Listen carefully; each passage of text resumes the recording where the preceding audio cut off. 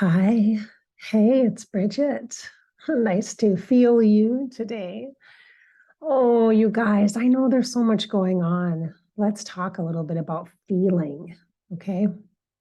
I think there's some major misunderstandings about feeling, especially for us as empaths. I think there's a lot, there's always a lot of room for misunderstanding anyway in this human life experience. I think it's a good idea for us, you and I, to talk about that empathic, heart-based vibe and feelings, particularly other people's feelings. Okay. So today we're going to talk about other people's feelings. It reminds me of that scene from the Grinch movie where he says, Max, I'm feeling. Yeah. Dramatic effect. I still have my cold symptoms, so.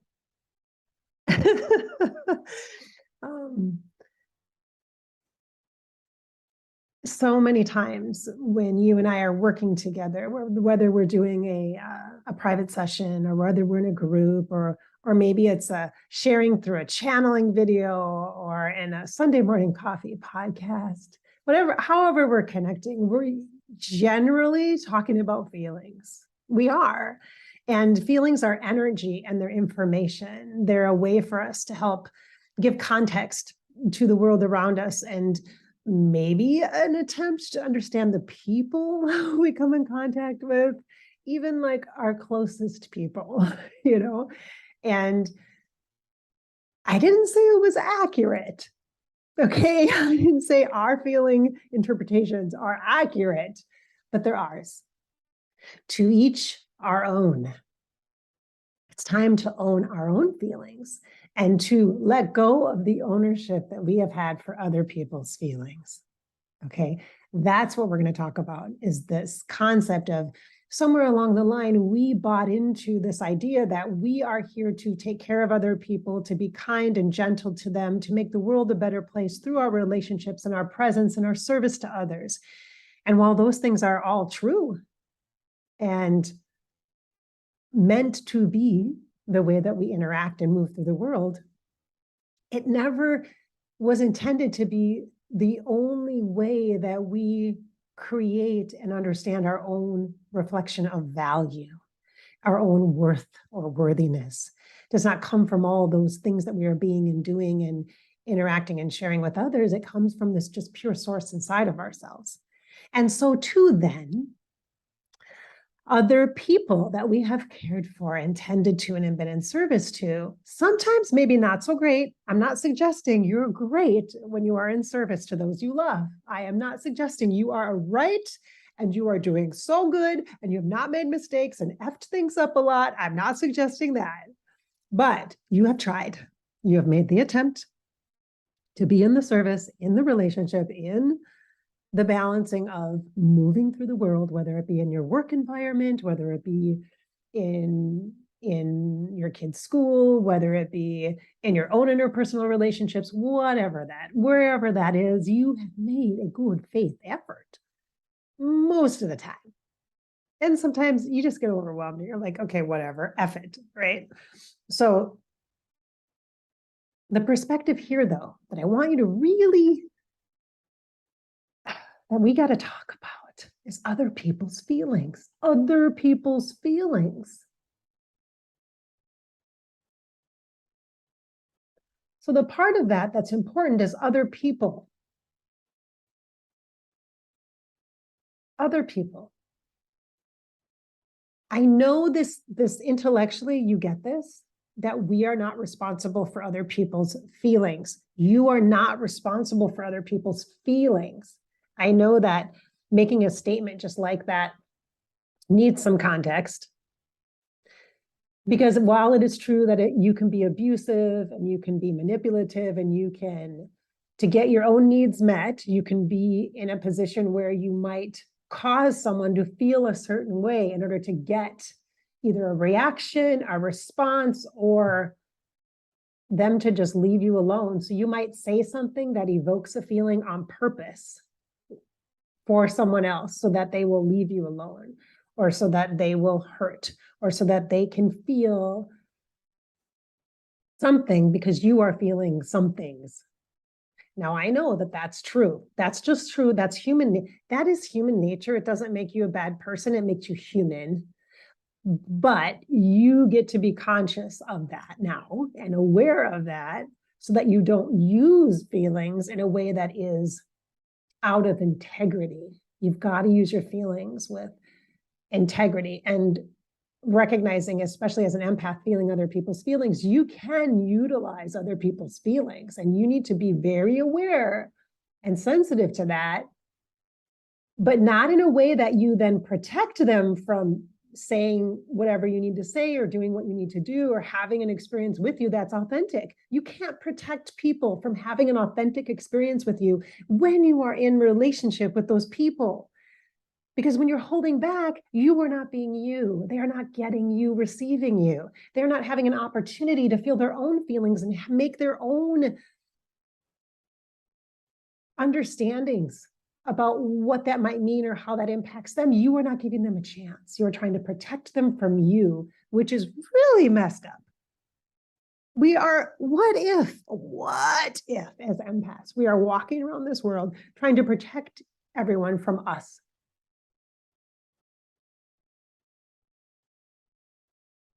First of all, we're not all really that bad. At our core, we're all good. We just have, I believe it feels like we're carrying these just resentments and this just angry energy because we have been holding back, because we have been afraid of hurting people or of causing pain, when the point is we have been told and taught our whole lives that we exist for other people's pleasure and enjoyment, for other people's comfort, to secure other people's sense of themselves. And think about this now. That doesn't even make sense, because then we're belonging to everyone else instead of ourselves. Where's the sovereignty? Where's the freedom? Where is the true integrity in relationships when we are not then authentic? We've got to show up with our feelings and acknowledge that they're ours. You can't show up and give people your feelings and expect them to sort out your feelings. And you can't show up to a relationship and kind of feel good about the relationship and the connection with the person, and then start like a vacuum, turning it on and sucking in all the goodness that you think that they are made of. Therefore, then you will become goodness just by being around that person. It doesn't work like that. It doesn't work like that. It does not work like that. It does not work like that. We cannot fulfill our own need for value based upon the way that we're in service toward others, or the way that others are in service to us. Okay, I know it's comfortable when someone's super sweet to you and they're taking care of you and they're doing all the things, and maybe their love language is action and touch, and they're really giving you this beautiful opportunity for life expression and being in relationship with, and yet perhaps that's not even close to what you need. And perhaps you may well have been cocooning yourself in that energy in a false sense of self. Because clearly you're a good person if they're doing nice things for you, which means clearly you're getting your value from that person in that exchange, which means you are not authentic, which means you are not owning your feelings, which means you are dependent or codependent on another person for your identity. Again, these are not judgments, they're just fact. These are just things that are coming fully into my awareness based upon my seasoned experience on this planet, okay? And in my own personal deep healing journey that you have been part of. You know, we've been working through this, whether it be here or on one of my other platforms, on Bridget Inspired on Instagram, Bridget Inspired Facebook, whether you've been on one of my YouTube channels, Fairy Grasshopper YouTube, or Above Life channel YouTube, you know, I share very authentically. It doesn't mean I'm perfect. It means I'm willing to be aware. Are you? Are you? That truth hurts. It sucks to think that you are causing someone else pain based upon being authentic with your feelings. And also to know that you can do nothing about that you really can't help them. That sucks. You feel helpless. If you have children, you know what this is like. Okay. You feel helpless. Or if you've been in a scenario where you or someone you care about deeply has been suffering with an illness, a disease, and having good days and bad days and treatments and all that, and prognosis that doesn't seem all that optimistic. You know what this is like. Like, you can't change yourself enough so that they will feel better just by being around you. You can't only show the good. You can't only give them half of you. When the truth is, you feel scared too. The future is uncertain. There is a huge unknown energy here. And yet that mystery energy can be so disconcerting. It can be so uncomfortable and so fear can breed here. But so too then can the purest form of authentic love. I've heard a few times over the course of the last 18 years in my spiritual journey and personal development growth experiences that the opposite of fear is love. It's love.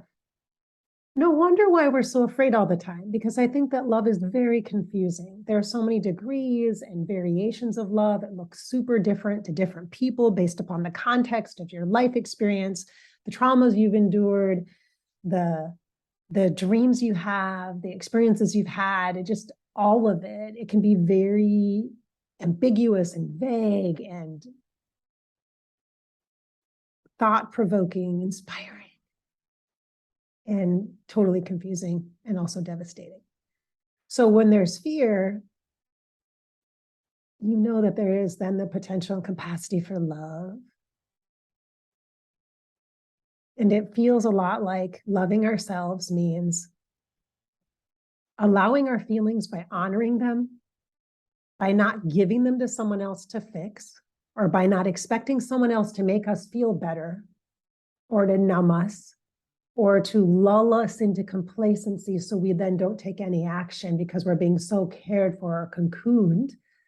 Although well-meaning and awesome to feel like that, it also keeps us safe, away from the reality of the dreams that we have and the fears that are igniting or fueling those dreams, which then gives us this opportunity to seek a deeper part of ourselves that is more of an expanded depth of love that we could ever even possibly have imagined otherwise, had we stayed safe in our comfort zone, had we been continually not giving people the ability to distract us away from what is ours and our feeling. Not expecting people to, by the way, understand your feelings because they're yours. They have a whole box of their own feelings. You have a box of your feelings. You're not going to swap feelings. I mean, perhaps you will. And a safe container that is sacred, that is not about blaming or fixing or expecting the other person to change so you feel better about yourself. It's not, it can't be that way. It has to be a sacred, authentic expression. Each person, each of us owning our feelings, not trying to just get rid of them, give them away, hide them, or keep them away from that person then so that person doesn't know who we really are or how we really feel, because they can only see the good stuff. Because if they don't see the, if they see the bad stuff, what we think is bad, what we deem as feeling bad, then they might not like us. And then that means we're not good. When the truth is, we're all of it. That person's all of it too. Your kids are all of it too. Everybody is all of it. We are all of it. That sounds like a really good podcast. We are all of it. Let's write that down. Let's pause for a moment. Ideas come in. All of it. Mm-hmm. The hardest thing to accept is that we have no control over the other person's feelings. We can listen, we can let them process, we can give them the space to process, and we can just honor that and hold that space. And that's what love is. That's what witnessing is. That's what being in integrity is. That's what being authentic is. Letting people have their authentic feelings. And even if it makes me feel uncomfortable, even if I'm the one that's causing the pain, I have to let that be there. And our instinct is to step in and to stop the pain, isn't it? Stop the bleeding, apply the pressure. Apply the pressure, stop the bleeding. Oh, stop the bleeding. Oh, it sucks. We can't put pressure on the wound, especially the one we've created or have contributed to. Now, if you've wounded someone else or contributed to the pain of another, it doesn't make you a bad person. It doesn't mean you were bad or unfeeling or not considerate. It just means that there's something that must be honored and allowed in that relationship, that connection at that time, in that process that you cannot do. You can't do the mending for. You can't heal someone. That is a hard reality. We cannot heal another person. We can't. We just can't. And as hard as it is, as tempted as I am to just step in and stop the pain and just be like, okay, it's fine. Let's just do this. Let's just redirect. Let's just pretend that this is okay. Let's do the normal things. Let's just, let me just stop your pain. Let me just make it better. Because it's hard for me to watch the pain because it creates pain in me. And then it makes me question my feelings. It's all this stuff. I have to stay in alignment. You get to stay in your own feelings while people around you feel what they're going to feel. Stop trying to get your needs met by the way other people make you feel, because you will be sorely disappointed and in an incredible amount of pain over the course of your lifetime, where you'll be resentful and you will blame others and you will find reasons to not accept the accountability that is here and now in yours. And that is what makes you successful and happy and present. And you got to be present. You got to show up for life in order to have the fullness of it. That's the point. I know feelings are complicated. It seems like they are, and I think it's because everybody has their own and they're kind of different variations of it. But the point is we all want to experience and express and connect with love. And anything that's not that feels bad. And it feels hard and it feels wrong and it feels like we just want to get rid of it and we want to find a reason why, because it can't be ours. We can't have innately negative energy and then still be a good person, can we? Yes, because that's what makes you whole. That's what makes you full. That's what makes you real. That makes you authentic. That's what makes you you. And that's what helps others really show up for you when you need them, when you are in a bad place. And you don't have to hide your feelings then. You are being genuine. You're being authentic. And you're being honest with yourself. And you cannot expect someone else to make you feel better because they can't. That's only temporary. It's a Band-Aid.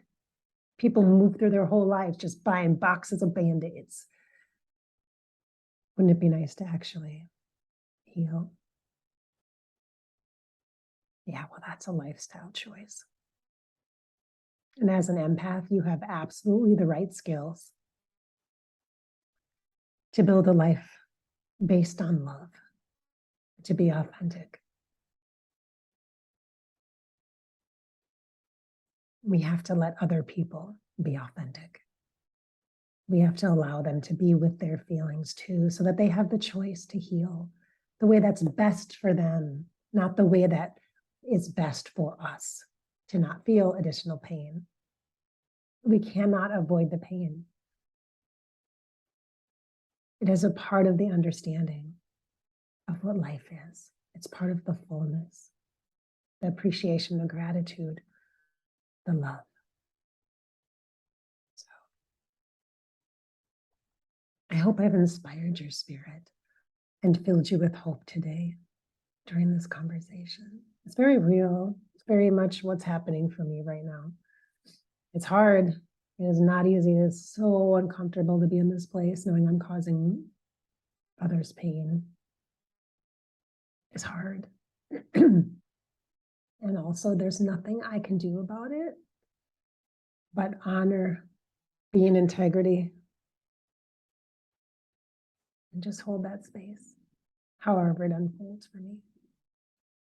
I'm sending you just a ton of love right now, because I know you're feeling this too. I know you are. I know. The point is to live your life. This is your life after all. And you get to live it and just live it. If you need some help with that, I am taking appointments, private appointments. I'll put the link below and you can schedule something up if you want that additional support from me. I'm happy to support you in an authentic way. Thanks for watching.